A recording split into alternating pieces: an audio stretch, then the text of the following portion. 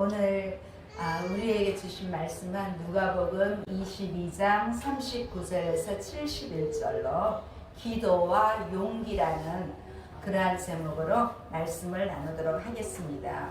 드디어 만 1년 만에 오늘 누가복음이 마지막입니다.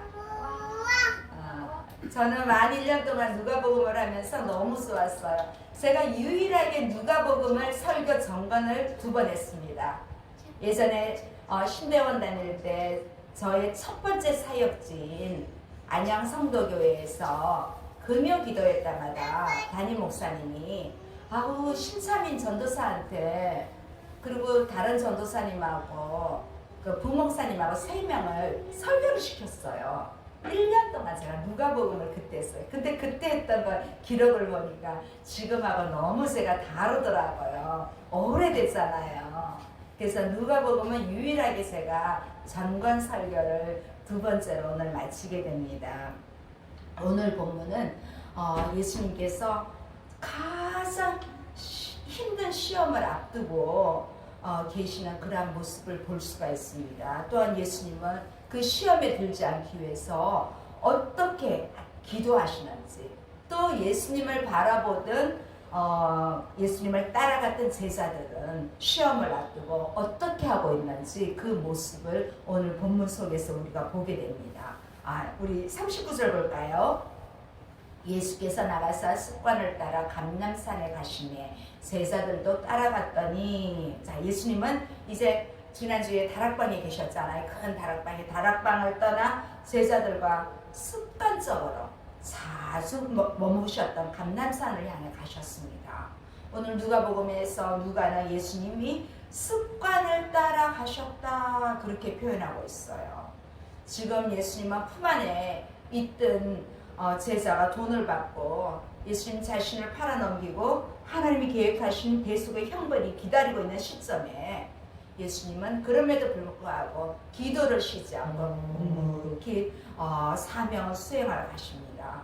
제자들의 믿음을 무너뜨리고 목숨과 신앙을 위협하는 핍박이 임할 것이므로 제자들에게 다시 한번 기도하라고 또 경고도 하십니다. 40절 보겠습니다. 40절 그곳에 이르러 그들에게 이르시되 유혹에 빠지지 않게 기도하라 하시고, 사실 지금 예수님의 상황은 몇 시간 후면 이제 유다가 무리들을 데리고 와서 예수님을 팔아넘길 것이고, 또 유대인의 신문을 받고 로마의 법정의 판결에 의해서 십자가에 달려 죽으실 일이 이제 코앞에 닥쳤습니다. 그런데도 예수님은 잡히실 그 장소에 이르렀을 때 오히려 자신보다 제자들을 걱정하셨어요. 그래서 11제자를 바라보며 유혹에 빠지지 않게 기도하라 하셔요. 그리고 이제 예수님은 자신이 당할 시험을 위해 기도할 시간을 갖기를 원하십니다. 자, 41절 42절입니다. 함께 읽겠습니다. 그들을 떠나 돌 던질 만큼 가서 무릎을 꿇고 기도하여 이르시되 아버지여, 만일 아버지의 뜻이거든 이 잔을 내게서 옮기시옵소서. 그러나 내 원대로 마시옵고 아버지의 원대로 되기를 원하나이다 하시니, 자, 누가는 돌 던질 만큼 그 거리를 말하고 있어요. 이 거리는 예수님이 기도하시는 모습을 제자들이 보일 정도 거리예요. 자, 음성을, 적어도 예수님이 기도하는 음성을 들을 수 있는 그러한 거리예요. 무릎을 꿇는 모습은 긴장된 상황에서 정말 간절하고도 겸손하게 기도하시는 예수님의 모습을 볼 수가 있어요. 여기 누가복음에서는 언급하고 있지만 않지만 마태와 마가복음에서는 예수님의 심정에 대해서 큰 변화가 있었다고 기록하고 있어요.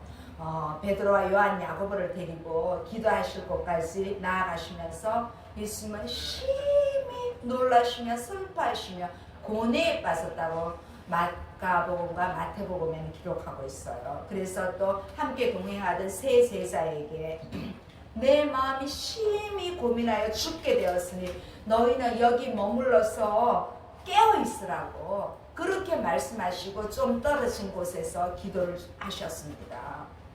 사실 사람은 누구나 죽음을 두려워하고 고통을 싫어합니다.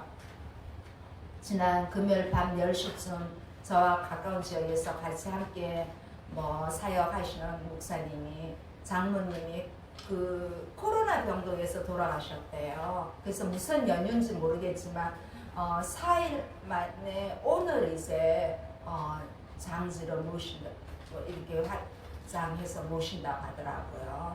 그래서 웬만하면 목사님이시기 때문에 주일에 안 하실 텐데 코로나 병동이다 보니까 어쩔 수 없나 봅니다. 근데 나이가 들어도 죽음에 대한 공포는 누가 다 있습니다. 저희 어머니도 내가 이제 이래 하니 아기까지 다 봤으니까 이제 봤다 그러면서도 좀 아프시면 병원 가시고, 아니 90이 넘으셔서 임플란트까지 하시고 그러셔요. 누구나 다 말은 빨리 죽고 싶네 그러지만 생명에 대한 거는 다 두렵잖아요.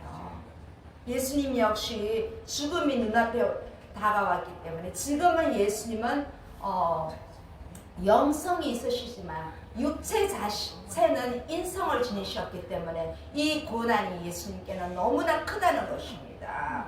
그래서 예수님은 조금 나아가서 홀로 아버지에게 기도하시는 거예요. 정말 아버지여, 만일 아버지의 뜻이거든 이 잔을 내게서 옮겨달라고. 나 십자가 지기 싫다는 거예요. 진짜 극도의 긴장과 고통 가운데 하나님을 아버지로 부르는 것으로 기도를 시작합니다.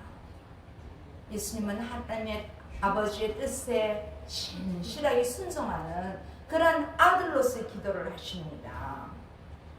그래서 예수님은 아버지를 사랑하시는 만큼 이 잔을 마시기가 두렵고 떨리고 무서운 거예요. 예수님이 죄를 미워하시는 만큼 자신이 마셔야 할 이 십자가의 고통을 피하고 싶은 거예요. 그래서 사랑의 아버지에게 간절히 기도하십니다. 그 마가복음에 보면요, 옛날 성경에는 아바 아버지라고 되어 있고 지금 개정에는 아빠 아버지로 되어 있어요. 하나님을 아빠 아버지라고 불러요. 우리 어린 자녀들이 아빠? 우리 제이도 엄마보다도 거의 아빠를 먼저 말할 것 같아요. 특이하게 이렇게 아빠에 대한 그런 주님의 부르시자니, 그 아이가 아빠 부르면 아빠는 무조건 다 해주잖아요. 안 해주는 게 없잖아요. 그러나 그 잔을 피하기 위해서 예수님도 아빠 아버지여 이 잔을 내게서 멀어지게 해달라고 그렇게 기도하시는 거예요. 그러나 예수님의 기도는 무엇입니까? 나의 원대로 하지 마옵시고 아버지의 원대로 하기를 원한다 하고 끝나요. 자, 43절 볼까요? 천사가 하늘로부터 예수께 나타나 힘을 다하더라. 하나님께서 천사를 보내서 예수님께 힘을 주십니다. 하나님이 함께하여 주신다는 그러한 어떤 힘은 공급받지만 결국 천사가 잔을 제거하거나 대신 짐을 져주는 것은 아니잖아요. 잔을 마시는 것이 예수님의 길이기 때문에 십자가를 향한 고독한 길을 예수님 홀로 걸어야만 했습니다. 그래서 예수님은 아버지께 간절히 기도할 수밖에 없었고, 또 아버지는 예수님이 시험을 이기고 아버지의 뜻을 신뢰할 수 있도록 힘을 더해 주셨습니다. 자, 44절 볼까요? 예수께서 힘쓰고 애써 더욱 간절히 기도하시더니 땀이 땅에 떨어지는 핏방울같이 되더라. 힘쓰고 애써 더욱 간절히. 이 단순하고 명료한 표현이지만 우리가 그날 밤 예수님의 기도하시는 모습을 겟세마네에서 그 모습을 바라봤다면 얼마나 큰 충격이었어요. 저는 성경을 볼 때마다 어떻게 이렇게 기도하실까? 나도 이렇게 한번 기도하고 싶은데, 땀은 나기는 했지만 진짜 이 정도는 아니었던 것 같습니다. 진짜 예수님은 우리를 위해서 온몸으로 기도를 하신 것입니다. 일하다 보면 한여름에 땀방울이 진짜 두둑두둑 온데 다 떨어지잖아요. 아마 제일 좀 근접한 표현이 그때 생각해 보면 되실 거예요. 자, 예수님의 기도는 하늘에서 내려온 천사의 도움을 받는 중에도 예수님은 인간으로서 그 고통을 참을 수 없을 정도로 고뇌에 빠져서 혈투를 벌이고 있는 중입니다. 그리고 기도를 하신 후에 예수님은 제자들에게 오십니다. 얼마 떨어지지 않는 곳에 제자들이 있었기 때문에 와서 보니 제자들이 어떻게 하고 있어요? 잠들어 있어요. 45, 46절입니다. 기도 후에 일어나 제자들에게 가서 슬픔으로 인하여 잠든 것을 보시고 이르시되 어찌하여 자느냐 시험에 들지 않게 일어나 기도하라 하시니라. 자, 어떻게 이 상황에 제자들이 잘 수 있을까? 우리는 이미 다 알고 있으니까 우리는 그렇게 생각할 수 있잖아요.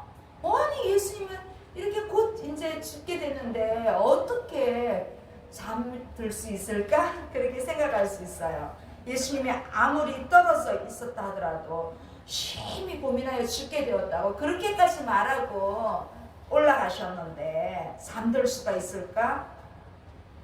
아니 그것도 예수님도 그렇지만 제자들 자신도 곧 핍박이 닥쳐올 건데 자신들을 위해서라도 기도를 해야 되는데 이들은 자고 있습니다. 그래서 예수님은 어찌하여 자느냐 시험에 들지 않게 일어나 기도하라고 하십니다. 여기 어찌하여 자느냐? 좀 이 말을 직역하면 아니 너희들은 어떻게 이렇게 자고 있니? 이렇게 직역할 수 있는 거예요. 지금 너희가 어떤 상황인지 알지 못하느냐? 예수님은 그렇게 말씀하고 있는 거예요. 그러면 왜 이들이 잠들었을까요? 오늘 45절에 슬픔으로 인하여 누가복음에는 그렇게 기록하고 있어요. 그런데 마태복음과 마가복음에는 그들의 눈이 심히 피곤했다고 말하고 있어요. 육신의 연약함. 육신이 연약하죠. 계속해서 예수님을 따라다니면서 이제 예수님이 장차 이제 죽음 십자가 지실 것을 유월절 만찬에서도 얘기했고 그때는 제대로 알아듣지는 못했지만은 여러 가지 그런 것들을 보면서 이제 그들도 기도하다가 잤겠죠. 처음부터 자기야 했겠어요. 그러면서 어쩌면 육신이 지쳐버렸을지도 몰라요. 또 일주일간 예수님과 예루살렘에서 여러 가지 일들을 겪으며 아마 심신이 지쳤을 거예요. 우리도 진짜 연약할 때가 많잖아요. 우리 앞에 놓인 많은 시험들이 있잖아요. 해결해야 할 시험들이 있고 특히 또 영적으로 우리가 하나님에게서 하나님으로부터 멀어지게 만드는 죄의 유혹도 우리에게는 무서웠잖아요. 이런 것들이 있고 또 사탄이 그냥 우리를 가만히 두나요? 그냥 울부짖는 사자처럼 두루다니면서 삼킬자를 찾고 있다고 그러잖아요. 그래서 우리는 시험에 들지 않게 해달라고 우리가 기도를 해야 돼요. 오늘 이 말씀은 예수님이 제자들에게 하신 말씀일 뿐만 아니라 나에게 주시는 말씀이에요. 나에게 시험에 들지 않게 기도하라고. 그렇지 않으면 세상을 향해서 나아갈 수밖에 없고 이 말씀은 지금 나에게 주는 말씀이에요. 2000년 전에 예수님이 제자들에게 하신 말씀이지만 오늘 이 말씀은 나에게 오늘 가르치시는 그런 말씀으로 시험에 들지 않게 일어나 기도하라 이렇게 예수님 우리에게 경고처럼 하시는 말씀입니다. 자 이제 예수님께서 시험에 들지 않도록 기도하라고 말씀하실 때 한 무리가 어둠 속에서 나타납니다. 47절 48절입니다. 말씀하실 때 한 무리가 오는데 12 중에 하나인 유다라는 자가 그들을 앞장서 와서 예수께 입을 맞추려고 가까이 하는지라. 예수께서 이르시되 유다야 내가 입맞춤으로 인자를 파느냐 하시니. 자 예수님이 말씀하신 그대로 예수님을 파는 자가 가까이 오고 있는데 다름 아닌 12 제자였던 제자 중에 하나인 가룟 유다입니다. 예수님이 여기 보면 12 중에 하나라고 했잖아요. 12 중에 하나라는 말은 예수님의 최측근이 이 일을 지금 도모하고 있다는 것을 말하고 있어요. 유다는 한 무리를 끌고 앞장서서 예수님께 나옵니다. 다락방에서 이제 유다도 마지막 만찬까지는 있었어요. 마지막 만찬을 마칠 때쯤 어쩌면 슬쩍 자리를 피했을 거예요. 유다는. 그러면서 유대의 최고 의결기가 있는 사내들이네. 거기에 가서 이제 그 사내들에게 허락을 받고 난 뒤에 성전 경비대장 또 대제사장 장로들 무리 또 그 수하들을 데리고 이제 아마 예수님을 찾아다녔을 거예요. 어쩌면 이 다락방을 시작으로 해서 여기저기 찾다가 유다가 아마 생각이 났을 거예요. 예수님이 어쩌면 지금쯤 늘 습관을 따라 기도하셨던 예루살렘의 겟세마네 동산에 계실 거야 하면서 이런 거예요. 예수님은 적어도 몇 시간 동안 계속 눈물로 기도하는 그 시간이 흐르고 났어요. 이제 유다는 예수님이 있는 곳을 찾아서 무리들을 이끌고 온 것입니다. 그래서 무리들에게 사인이 입 맞추는 거예요. 유대인들은 이게 만나면 뭐 아무나 상관없이 뭐 가족 연인이 아니어도 입 맞추는 게 특별 인사거든요. 그래서 이미 예수님은 유다 의도를 다 알고 계셨기 때문에 유다야 내 입맞춤으로 인사를 하느냐? 예수님 그렇게 48절에 말씀하시죠. 유다는 너무 평범하면서도 늘 주님과 만나면 입맞추고 그랬기 때문에 친밀한 인사로 예수님을 팔아넘기려고 그렇게 계획한 거예요.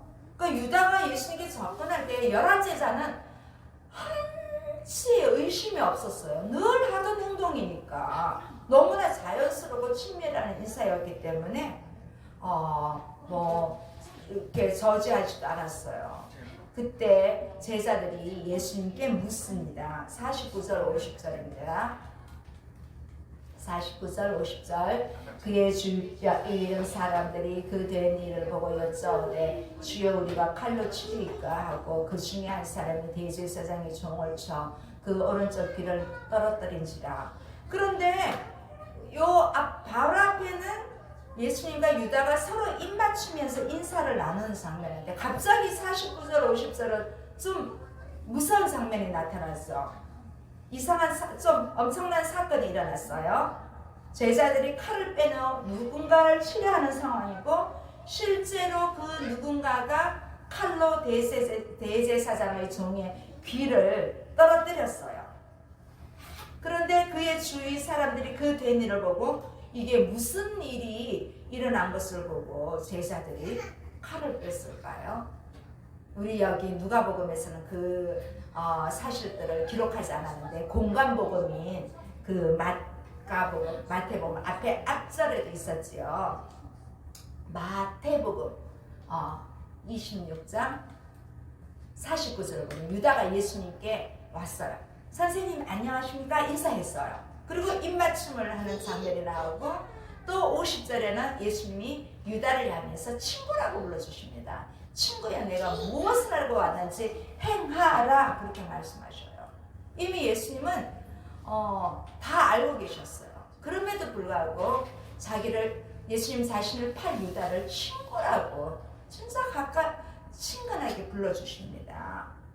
이제 예수님은 이미 유다가 무엇을 할 것인지 다 알고 계셨지만 이제 그것을 행하라고 오케이 사인을 보냅니다. 그래서 이 유다는 예수님의 오케이 사인이 떨어지자마자 예수님께 손대어서 잡습니다. 예수님이 유다가 계획한 대로 자신을 넘기도록 허락하셨고 유다는 함께 온 사람들을 과 함께 예수님을 잡아서 이제 떠납니다. 이 장면을 보고 예수님의 한 제자가 칼을 뽑으려고 한 거예요. 그래서 결국은 한 대제사장의 종의 귀를 잘랐어요. 다른 성경에 보면 베드로가 잘랐어요. 그래서 베드로에게 말씀하세요. 성경 퀴즈 하나 했습니까? 자 51절 예수께서 일러 이르시되 이것까지 참으라 하시고 그 귀를 만져 낫게 하시더라. 자 예수님의 사랑은 자신과 함께한 제자들뿐만 아니라 자신을 죽이려고 한 사람에게도 관심을 주시고 사랑을 나타냅니다. 검과 뭉치를 가지고 와서 예수님을 죽이려고 하는 그러한 사람에게까지 원수까지 사랑하는 그러한 모습을 보여주고 있습니다. 그래서 예수님은 베드로에게 이것까지 참으라. 아, 이것까지 참기 힘들죠? 여러분, 이것까지, 여러분의 한계는 어디입니까? 우리는 이것까지. 아, 예수님은 자신의 죽음까지 생각하시면서 이것까지 참으시라고 하십니다. 자, 그때 예수님은 또 베드로에게 말씀하십니다. 자, 52, 53절 예수께서 그 잡으러 온 대제사장들과 성전의 경비대장들과 장로들에게 이르시되 너희가 강도를 잡는 것 같이 검과 문치를 가지고 나왔느냐? 내가 날마다 너희와 함께 성전에 있을 때 내게 손을 대지 아니하였도다. 그러나 이제는 너희 때요 어둠의 권세로다 하시더라. 자, 예수님은 이것까지 참으라고 하시면서도 그들의 완악함을 꾸짖으셨어요. 예수님 뭐라고 하십니까? 내가 날마다 너희와 함께 성전에 있을 때는 나한테 손도 대지 못하더니 너희들 그렇게 백성을 두려워하더니 이제는 너희 때가 어둠의 때다 하시면서 아 이제 나를 잡아라는 것을 이제는 이 때를 너희가 활용하구나 하면서 검과 뭉치를 가지고 와서 이제는 나를 너희들이 잡으려고 찾아왔단 말이냐 하면서 예수님이 그렇게 말씀하신 거예요. 백성들이 있을 때는 꼼짝도 못하더니 이제 너희가 나를 이렇게 그 말씀이에요. 자, 이제 이 종교 지도자 유다는 자신들의 욕망에 충성했지만 결국은 사탄의 올무에 충성하는 악의 도구들이 된 것입니다.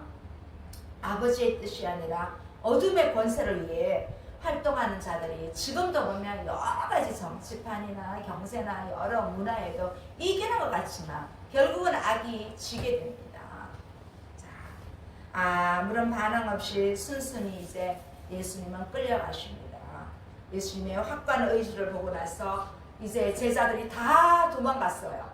그런데 그래도 수제자라고 베드로가 체면상 예수님이 어떻게 이제 그 무리를 통해서 어떻게 되는지 지켜보려고 멀찍이 따라갑니다. 54절 예수를 잡아 대제사장의 집으로 들어갈새 베드로가 멀찍이 따라가니라. 자, 베드로는 이제 어두운 밤길에 좀 적정한 일정 거리를 두고 그 대제사장들이나 여러 병성들한테 걸리지 않을 정도로 멀찍이 따라갔어요. 예수님이 어떻게 될까 궁금했겠죠. 아마 이렇게 멀리서 지켜보고 또 멀찍이 마지막까지 예수님의 모습을 지켜보고자 하는 부분에 있어서는 신실한 부분이지만 멀찍이 따르는 데서 두려움에 떠는 연약한 또 베드로의 모습이 부각되고 있습니다. 베드로는 두려움에 예수님을 부인했지만 결국 후에 부활하신 예수님을 만나고 난 뒤에는 예수님의 긍휼로 죽기까지 따르게 되었습니다. 55절 56절입니다. 사람들이 뜰 가운데 불을 피우고 함께 앉았는지라 베드로도 그 가운데 앉았더니 한 여종이 베드로의 불빛을 향하여 앉은 것을 보고 주목하여 이르되 이 사람도 그와 함께 있었느니라 하니.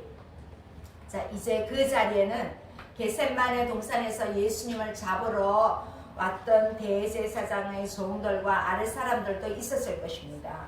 그 베드로는 마침 그 중에 한 사람인 것처럼 자기도 그 대제사장의 어떤 종들이나 그 무리처럼 이렇게 멀찍이 이렇게 보고 있어요. 그래서 이 보는 가운데 베드로에게 갑자기 문제가 생겼습니다. 시험이 생겼습니다. 무슨 일이 생겼습니까?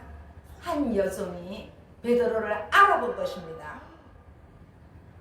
베드로를 이렇게 들여다보면서 뭔가 수상하다고 생각했던 여종이 베드로 가까이 왔다가 이렇게 불빛에 베드로의 얼굴이 환하게 드러나서 이렇게 주목하여 보다가 순간 예수님과 함께 있었던 사람이었다는 사실을 알아차린 것입니다.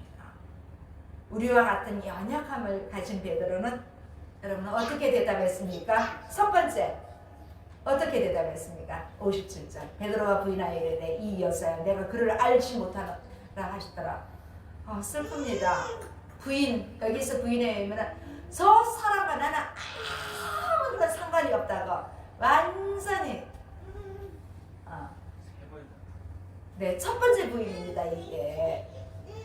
아, 진짜 모른다고 아주 강력하게 그 많은 사람들 앞에서 자신의 스승을 모른다고, 전혀 나는 알지 못한다고, 그러면서 이제 성급히 그 자리를 빠져나오겠습니다. 그런데 두 번째 또 사람이 막습니다. 58절. 소금 위에 다른 사람이 보고 이르되 너도 그 도당이라 하거늘 베드로가 이르되 이 사람아 나는 아니로다 하더라. 아니, 베드로를 본 한 남자가 베드로에게 너도 그 도당이다 그렇게 말했어요. 이 제자들 중에 하나라는 거예요. 예수님을 따르던 제자들 중에 그 한 사람, 너도 그 도당이다 그렇게 말해요. 베드로 또 뭐라고 합니까? 이 사람아 나는 아니다. 두 번째 또 부인합니다. 어쩌면 우리 모습 같죠? 아, 나는 절대 아니야. 처음에 예수님의 관계를 점적으로 부인했던 베드로는 이번에 또 예수님을 따른 제자 중에 한 사람이 아니냐고 했을 때 또 예수님과 제자의 관계를 전면 부인합니다. 베드로가 왜 그런데 두 번째 부인하고 그 자리를 뜨지 않았을까요? 도망쳐 가야 되는데 잘 모르겠습니다. 그러면서 또 1시간쯤 시간은 흐르고 예수님은 계속해서 신문을 받고 있어요. 59절 보겠습니다. 1시간쯤 있다가 또 한 사람에게 장담하여 이르되 이는 갈릴리 사람이니 섬으로 그와 함께 있었느니라. 자, 또 한 사람이 장담해서 우리도 지방마다 말투가 있잖아요. 전라도 같은 경우는 거시기 하나를 통하잖아요. 충청도는 그렇지 그다음 경상도는 이런 발음도 안 되고 쌀 발음도 안 되고 경상도 억양도 또 세잖아요. 이것처럼 그 갈릴리 억양이 있어요. 이번에 보니까 딱 이 갈릴리 말투가 분명한 거예요. 아니, 갈릴리 말투를 보니까 예수님과 틀림없이 관련 있다는 빼박 사건. 이제는 더 이상 어떻게 말할 방법이 없어요. 그 요한복음에 따르면 우리 요한복음 봤잖아요. 그때 베드로가 귀를 자른 대제사장의 그 종 이름이 말고라는 사람인데 이 본 사람이 말고의 친척이래요. 요한복음에 우리 요한복음 할 때 봤어요. 그러니까 갈릴리 사람 빼박 사건. 이제 이거는 어떻게 나올 방법이 없어요. 자, 이렇게 저주하면서 맹세하면서 60절 한번 볼까요? 60절. 아이고. 베드로가 이르되 이 사람아 나는 내가 하는 말을 알지 못하노라 하고 말하고 있을 때 닭이 고들더라. 아, 진짜 우리는 이 성경 다 알고 보니까 이 좌우 전후 맥락을 아니까 그런데 그냥 어떤 때는 이 큐티를 할 때 참 가슴이 아파요. 어떻게 이런 일이 있었을까? 나도 그럴까 하면서 나도 그럴까? 나도 이렇게는 안 하지만 예수님 부인할 때 있잖아요. 목사가 돼도 그런데 이 마태와 마가의 기록에 따르면 베드로는 저주하고 맹세하면서 나는 도무지 알지 못한다고 강력하게 부석한 거예요. 아니 어떻게 스승인 제자가 스승을 저주하면서 맹세할 수 있어요? 그러면서 나는 예수라는 사람과는 아무런 관계가 없다가 몸부림치듯이 부인하는 거예요. 참 연상돼서 베드로의 마음이 얼마나 무너져 내렸을까요? 마치 새벽에 우리의 단잠을 깨우는 알람 소리처럼 베드로에게도 그 알람 소리가 울리고 말았습니다. 그 알람 소리가 뭐예요? 닭이 울었습니다. 예수님은 사람들의 손에 가야바의 손에 이렇게 끌려갔지만 베드로는 닭 울음 소리와 주님의 그 눈빛과 부딪혔을 때 얼마나 하신 말씀이 떠올랐을까요? 주님이 하신 말씀이 떠올라서 통곡합니다. 61절 62절. 주께서 돌이켜 베드로를 보시니 베드로가 주의 말씀 곧 오늘 닭을 읽기 전에 내가 3번 나를 부인하리라 하시니 생각나서 밖에 나가서 심히 통곡하니라. 베드로의 마음이 얼마나 무너졌을까요? 주체할 수 없이. 우리도 이렇잖아요. 슬픔과 죄책감에 얼마나 힘들었겠어요, 베드로가. 그래서 심히 통곡한 거예요.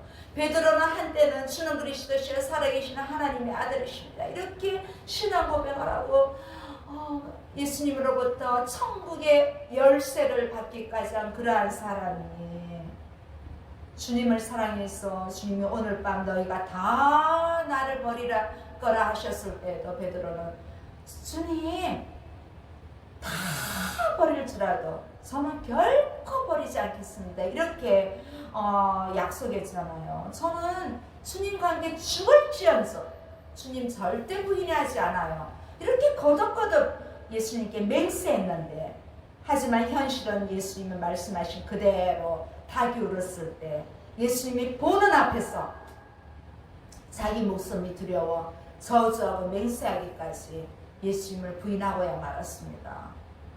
그런 자신의 초라한 모습, 연약한 자기 자신을 보고 낙심하면서 가야바로 끌려가시는 주님께 너무 죄송해서 베드로는 심히 통곡할 수밖에 없었습니다. 우리도 보면요, 예수님을 너무 사랑하지만 하나님을 너무 믿지만 동시에 우리가 너무나 연약합니다. 베드로처럼 자주 예수님을 부인합니다. 죄의 유혹이 우리에게 옵니다. 사람을 두려워하는 마음도 있습니다. 세상의 염려가 나를 압도합니다. 순간 예수님과 상관없이 우리는 행동하고 생각하게 됩니다. 말하고 반응까지도 하고 또 예수님과 상관없이 결정하고 행동할 때가 참 많습니다. 우리가 또 어쩌면 우리는 베드로처럼 하나님을 의지하지 않아 넘어지기도 합니다. 하나님을 의지하지 않으면 사탄의 시험이 오면 넘어지는 것은 당연합니다. 이제 누가는 베드로와 함께 했던 카메라를 예수님께 옮깁니다. 63절에서 65절입니다. 63절에서 65절입니다. 읽겠습니다. 지키는 사람들이 예수를 희롱하고 때리며 그의 눈을 가리고 물어 이르되 선지자 노릇하라. 너를 친 자가 누구냐고 이 외에도 많은 말로 욕하더라. 자, 여기 66절부터 앞으로 마지막 구절인 71절까지는 그 사내들이 공회에 소환되고 재판을 받는 예수님의 모습을 묘사하고 있어요. 예수님은 군인들에게 모욕과 구타를 받아요. 왕이신 예수님이 군병들에게 그렇게 구타를 당하고 있습니다. 또 날이 밝아오자 백성의 장로들이 또 제사장 성교관들 앞에 소환됩니다. 이제 공회의 첫 번째 질문이 무엇입니까? 첫 번째 질문이 예수님의 정체에 대한 것으로 예수님이 그리스도인지 묻습니다. 예수님은 그들에게 정체를 밝혀도 그들이 믿지 않을 것이므로 대답하지 않겠다고 하십니다. 오늘 마지막 말씀 구절입니다. 69절에서 71절입니다. 69절에서 71절 함께 읽겠습니다. 그러나 이제부터는 인자가 하나님의 권능의 우편에 앉아 있으리라 하시니 다 이르되 그러면 내가 하나님의 아들이냐 대답하시되 너희들이 내가 그라고 말하고 있느니라. 그들이 이르되 어찌 더 증거를 요구하리요 우리가 친히 그 입에서 들었노라 하더라. 예수님은 인자에 대한 내용으로 이제부터는 인자가 하나님의 권능의 우편에 앉아 있으리라 하십니다. 인자이신 예수님은 십자가에 비록 처형당하지만 부활과 승천으로 인하여 하나님 보좌 우편에 앉아 계시는 것입니다. 자, 사례들인 공회가 예수님을 심판하고 있지만 진정한 재판 권한은 인자이신 예수님 자신에게 있습니다. 그래서 예수님은 그 공회원들이 예수님이 그리스도냐 하나님의 아들인지 묻고 있습니다. 그랬더니 뭐라고 그랬어요? 예수님이 너희가 이미 대답했다 그렇게 말해요. 그래서 예수님은 좀 모호하게 애매하게 그렇게 대답하셨어요. 자, 유대 지도자들은 예수님 자신이 하나님의 아들이라 하니까 이제 더 이상 뭐 볼 거 없다, 더 물어볼 것도 없다. 이제 로마의 법정에 가면 된다고 그렇게 결론을 내린 것입니다. 왜냐하면 이스라엘 왕이라고 주장하는 것은 로마 제국의 어떤 지배 하에 있는 어떤 혁명을 살생을 시도하는 행위이기 때문에 더 이상 이제 이 주장만으로도 로마 총독에게 올릴 수 있는 그런 건수가 된 것입니다. 그래서 이제 공회는 더 이상 이제 어떤 증거를 수집할 필요가 없다고 그렇게 말하면서 누가복음 22장은 결론을 내립니다. 저희가 23장은 고난 시간 때 이미 보았습니다. 24장은 부활주일 때 보았습니다. 그래서 오늘로써 누가복음을 마치게 됩니다. 정말 우리가 진정으로 두려워해야 할 대상은 세상 권력자들이 아니라 하나님 보좌 우편에서 온 우주를 통치하시는 예수님이십니다. 또 한편은 우리가 참으로 의지할 대상도 하나님의 아들 예수님이십니다. 부활의 예수님이 나의 주 되심을 누가복음 전권을 통해서 다시 한번 고백하는 저와 우리 모두가 되시기를 간절히 소원합니다. 기도하시겠습니다. 살아계신 하나님 아버지 감사합니다. 하나님 아버지 은혜 가운데 누가복음을 잘 마치게 하심을 감사드립니다. 우리도 때때로 유다처럼 예수님을 철저하게 배반하기도 하고 베드로처럼 믿음으로 예수는 그리스도이시여 살아계신 하나님의 아들이라 고백하면서도 예수님을 전혀 모르는 사람처럼 살아가는 경우도 우리가 있음을 보게 됩니다. 이 시간을 통하여 저희들이 다시 한번 영적으로 깨닫게 하시고 부활의 예수님을 만나고 변화된 제자들처럼 그렇게 순교자의 삶으로 이 땅에 살아가는 저희 모두가 될 수 있도록 은혜 위에 은혜를 더하여 주시옵소서. 예수님의 이름으로 기도드립니다. 아멘.